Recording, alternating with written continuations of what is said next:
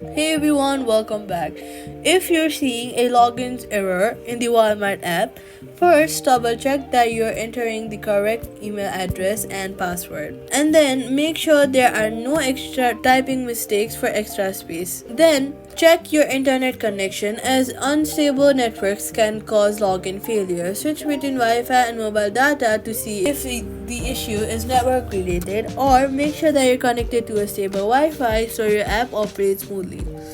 Then, if you forgot your password, then tap on the forgot password option and follow the reset instructions.